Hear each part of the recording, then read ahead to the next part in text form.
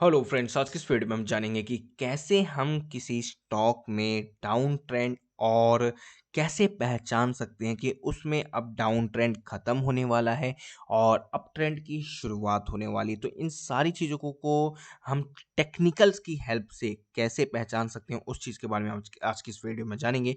तो चलिए वीडियो को शुरू करते हैं और जानते हैं इसके बारे में। आगे बढ़ने से मैं पहले आपको बताना चाहता हूँ कि ऑलरेडी लॉन्ग टर्म इन्वेस्टमेंट के रिगार्डिंग 2 to 3 टेक्निकल एनालिसिस की वीडियो ऑलरेडी डल चुकी हैं। आप उन्हें पहले जाके देखें, तभी ये आपको जो आज का जो टॉपिक है ये और अच्छे से समझ आएगा। ये चीज़ आपको ध्यान में रखना चाहिए। या तो आप अभी देख सकते हो, इसे बंद करके उसे देखो पहले आप और फिर इस पे आना, या आप इसे देख लो और तब उसे देखना। लेकिन देखना कहीं न कहीं ज़रूरी है। अगर आप इस टॉपिक को जो आज के इस वीडियो में बताने वाला हूँ, अगर उसे ढंग से समझना चाहते हो तो कहीं न कहीं पुरानी वीडियोज़ थोड़ी-सी इम्पोर्टेंट हो जाती है। ये आपको ज़रूर ध्यान में रखना चाहिए। अब यहाँ पे हम जो डाउन ट्रेंड और अप ट्रेंड जो पहचानेंगे, वो किसकी हेल्प से पहचान सकते हैं? तो यहाँ पे अगर हम मार्केट में बात करें, तो मेरे हिसाब से बहुत सारे इंडिकेटर हैं। इंडिकेटर्स की कमी ही नहीं है। काफ़ी सारे इंडिकेटर्स हैं, इतने सारे इंडिकेटर्स हैं कि आप सीखोगे ना तो कभी ख़त्म ही नहीं होंगे, ठीक है? तो इंडिकेटर्स की मार्केट में कमी बिल्कुल भी नहीं है। अब यहाँ पे मैं आपको बता देना चाहता हूँ कि आपको जो मार्केट में जो है सारे इंडिकेटर्स का नॉलेज लेना भी ज़रूरी नहीं। अगर आप मार्केट में यस, आप थोड़ा बहुत सब जानकारी रखो, लेकिन 2 से 3 इंडिकेटर ऐसे होने चाहिए। 2 से 3 भी छोड़ो, आपके पास 1 इंडिकेटर ऐसा होना चाहिए जिसमें आपके जैसा किसी को भी इन्फॉर्मेशन, आपके जैसा किसी को भी नॉलेज ना हो। ठीक है? तो आप उसमें कहीं न कहीं लीड करते हुए दिखो, और अगर आप लीड करोगे उस एक मात्र इंडिकेटर में, तो वो इस शेयर बाज़ार में कामयाब होने के लिए आपके लिए काफ़ी है। ये चीज़ आपको ज़रूर ध्यान में रखना चाहिए। फंडामेंटल्स आप थोड़ा बहुत सीख सकते हो, काफ़ी सारी आपको कंटेंट आपको काफ़ी मिल जाएगा। यस, फंडामेंटल्स सीखना ईज़ी है, लेकिन कहीं न कहीं टेक्निकल सीखना भी ईज़ी है। बस हम कुछ को बेसिक चीज़ें सीखें और अगर उसको इम्प्लीमेंट करते जाएँ तो कहीं न कहीं वो हमें मार्केट में काफ़ी अच्छे तरीके से प्रॉफ़िट करवा सकता है। प्रॉफ़िटेबिलिटी को लॉन्ग टर्म में बढ़ा सकता है, ये मैं आपको शॉर्ट टर्म में बताना चाहता हूँ, शॉर्ट में बताना चाहता हूँ। तो अब चलते हैं क्या कॉन्सेप्ट है। तो यहाँ पे जो भी हम आज कॉन्सेप्ट देखेंगे, वो हम देखेंगे मूविंग एवरेज। मूविंग एवरेज का कॉन्सेप्ट ऑलरेडी मैंने लास्ट 2 से 3 सेशंस में और भी बताया है। उसे आप ज़रूर ध्यान में मतलब कि पहले चेकआउट करें और फिर ये वीडियो उसके बाद देखें, तो कहीं न कहीं अच्छा रहेगा। वो चीज़ मैंने आपको रिपीट कर दिया। अब मूविंग एवरेज का कॉन्सेप्ट क्या है? तो मूविंग एवरेज हम जो जनरली मैं जो पर्सनली यूज़ करता हूँ, जो कि 2 मूविंग एवरेज काफ़ी इंपॉर्टेंट है मेरे लिए, 20 SMA and second one is 50 SMA. ये 2 मूविंग एवरेज जो है मेरे लिए कहीं न कहीं काफ़ी इम्पोर्टेंट है, और ये जो है अगर आप इन 2 मूविंग एवरेज पे वर्क कर लेते हो, तो कहीं न कहीं आपको काफ़ी अच्छा फ़ायदा हो सकता है। अब ये मूविंग एवरेज का 20 और 50 का कॉन्सेप्ट क्या है? तो 20 मूविंग एवरेज के अकॉर्डिंग, ठीक है, अगर कोई भी चार्ट, यहाँ पे जो आज हम टाइम फ्रेम की बात करेंगे, अलग अलग टाइम फ्रेम होता है, तो आज की इस वीडियो में जो भी टाइम फ्रेम पे बात करी जाएगी वो है वीकली चार्ट। ठीक है, वीकली चार्ट पे आज के इस वीडियो में हमारा फोकस है। ठीक है, तो वीकली चार्ट पे आपको एक चीज ध्यान रखना है कि कोई भी स्टॉक अगर वीकली चार्ट पे, ठीक है, और ये आपका 20 एसएमए है, ठीक है, ये कौन सा मूविंग एवरेज है हमारे पास? ये है हमारा 20 एसएमए। एसएमए मतलब सिंपल मूविंग एवरेज। यहाँ पे एक्सपोनेंशियल, वेटेड इनकी बात नहीं हो रही है।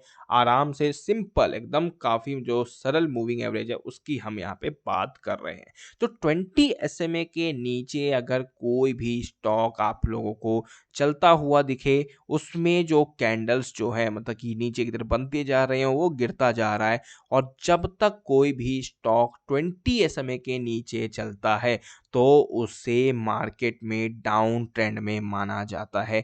ये आपको ध्यान में रखना चाहिए। ये कॉन्सेप्ट आप याद रख लो। 20 एसएमए के नीचे अगर कोई भी स्टॉक वीकली चार्ट पे चल रहा है, तो वो लॉन्ग टर्म के लिए डाउन ट्रेंड में चल रहा है, और जब तक इसके नीचे रहेगा तब तक वो गिरता हुआ दिखेगा आपको, वो ऊपर नहीं जा सकता है। ठीक है, अब ये 20 की तो बात हो गई। अब मैं आपको बताता हूँ यहाँ पे 50 की। तो आप इस सेक्शन में आ जाओ। यहाँ पे मैं अब यहाँ पे 20 और 50 दोनों को मिक्स कर देते हैं। ठीक है। तो ये देखो 20 का भी सेम कॉन्सेप्ट है और 50 का भी सेम कॉन्सेप्ट है। 50 एसएमए का भी वही कॉन्सेप्ट है। क्या कॉन्सेप्ट है ये बताना चाहता हूँ कि अगर कोई स्टॉक 50 एसएमए के नीचे वीकली चार्ट पे चल रहा है तो सिंपल सा मतलब है कि वो स्टॉक डाउन ट्रेंड में है और उसमें आपको गिरावट दिखेगी और वो गिरता हुआ आपको स्टॉक दिखेगा, काफी लंबे समय के लिए गिरता हुआ दिख सकता है। ये आपको ध्यान में जरूर रखना चाहिए, ठीक है। तो ये 20 और 50 का कॉन्सेप्ट है जो कि मैंने पर्सनली खुद से देखा है, इसको काफ़ी अच्छे तरीके से यूज़ किया है और कहीं ना कहीं ये काफ़ी मदद करता है डाउन ट्रेंड और अप ट्रेंड को पहचानने में। तो ये 20 और 50 का अलग अलग था। अब जब हम इन दोनों को मिक्स कर देते हैं तो ये कहीं ना कहीं काफ़ी और भी हेल्पफुल हो जाता है जब हम 20 को और जब हम 50 को मिक्स कर देते हैं। तो जनरली क्या होता है, कोई भी स्टॉक फॉर एग्जांपल कोई अप ट्रेंड में चल रहा है, यस, और मैं आपको बताना चाहता हूं अगर कोई स्टॉक 20 के ऊपर चल रहा है, कोई स्टॉक इस 20 मूविंग एवरेज के ऊपर चल रहा है और वो स्टॉक 50 एसएमए के भी ऊपर चल रहा है तो उसे बुलिश माना जाता है, अप ट्रेंड में माना जाता है। ये आपको ध्यान में रखना चाहिए, ठीक है। तो ये था अप ट्रेंड की बात और उससे पहले हमने बात की थी डाउन ट्रेंड की, ठीक है। अब अगर आप मैं आपको बताना चाहता हूँ कि क्या होता है, फॉर एग्जांपल ये देखो आप क्या होगा कि ये स्टॉक चल रहा है, कोई स्टॉक है फॉर एग्जांपल ABCD स्टॉक है, कोई ABC एक कंपनी है, उसका ये स्टॉक है।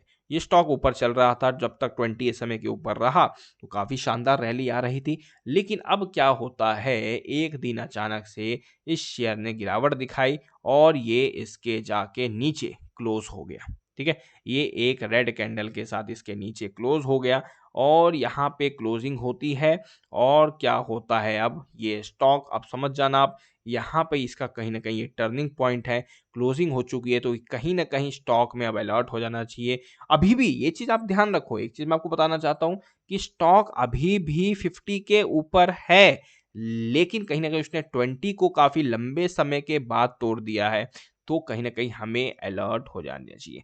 अब 20 को ब्रेक कर दिया तो वो कहीं ना कहीं स्टॉक बियरिश जोन में जा रहा है और अगर वो गिरते गिरते अगर वो शेयर 50 एसएमए के भी नीचे चला गया तो वो काफ़ी बियरिश जोन में चला जाता है और वो स्टॉक ईजिली फिर ऊपर नहीं आता है और वो काफ़ी लंबे समय तक फिर डाउन ट्रेंड में रहता है और यहाँ पे कुछ इस टाइप का पैटर्न फिर आपको दिखेगा, वो नीचे ही चलता हुआ आपको दिखेगा इन दोनों के दोनों मूविंग एवरेज के, ठीक है। और ये कहीं ना कहीं काफ़ी इम्पॉर्टेंट चीज़ है और यहाँ पे एक और चीज़ है जो मैं आप लोगों को बताना चाहता हूँ, वो क्या है जरा फिर से रिपीट कर देता हूँ। ये तो आपने अप ट्रेंड का कॉन्सेप्ट देखा, डाउन ट्रेंड का कॉन्सेप्ट देखा, 20 और 50 को अगर हम मिक्स करते हैं तो वो कैसे हेल्पफुल होता है वो देखा। अब आपको एक चीज़ आपको जो ध्यान में रखनी चाहिए वो क्या है, देखो आप अब क्या हुआ, देखो जैसे कि मैंने बोला पहले कोई भी स्टॉक जो होता है वो ये 20 एसएमए है हमारे पास, ठीक है। ये 20 है ग्रीन लाइन से जो मैंने रिप्रेजेंट किया और यहाँ पे ब्लैक से हम रिप्रेजेंट कर रहे हैं 50 एसएमए। तो ये हमारा 50 एसएमए, ओके, ये हमारा क्या है 50 एसएमए है। अब क्या होगा, कोई भी जो स्टॉक मार्केट में है वो पहले 20 एसएमए को ब्रेक करेगा, ठीक है। कुछ दिनों बाद क्या होगा, 50 एसएमए को भी वो ब्रेक कर देगा, ठीक है। जब ये हो जाता है तो समझ जाना स्टॉक काफी भयंकर बियरिश ट्रेंड में जाता हुआ दिख रहा है और स्टॉक में काफी अच्छी खासी गिरावट देखी जा सकती है। अब क्या होगा कुछ दिनों बाद, अब ये जो है ना 20 एसएमए जो पहले ऊपर चल रहा था वो अब धीरे-धीरे नीचे आ जाएगा और कहीं न कहीं इस टाइप का एक क्रॉसओवर बनता हुआ दिखेगा, जिसमें क्या होगा कि 20 तो ऊपर चल रहा है, जो 20 ऊपर चल रहा था वो 20 मूविंग एवरेज नीचे आएगा एंड जो 50 नीचे चल रहा था वो ऊपर चला जाएगा। तो जब भी इस टाइप का क्रॉसओवर हो जाता है, तो वो कहीं न कहीं एक काफ़ी बियरिश मूव माना जाता है और ये काफ़ी स्टॉक काफ़ी लंबे समय तक गिरता हुआ दिखता है। तो 20 एसएमए के नीचे कोई भी स्टॉक चल रहा है और 50 एसएमए भी के नीचे चल रहा है तो बियरिश है और जब तक 50 एसएमए अब ऊपर रहेगा तो वो गिरता हुआ ही स्टॉक आपको दिखेगा। और सेम चीज सेम रूल अप्लाई होता है जब कोई स्टॉक 20 के ऊपर चलता है 50 के ऊपर चलता है तो बुलिश होता है। अब मैं इसको एक बार आपको चार्ट पे एक्सप्लेन करना चाहता हूँ, ठीक है। जो भी मैंने आपको बताया हो सकता है इसमें कंफ्यूजन हो गया होगा, ठीक है। तो ये चीज मैं आपको चार्ट पे दिखाना चाहता हूँ कि क्लियरिटी थोड़ी आ जाए। तो चलते हैं चार्ट पे।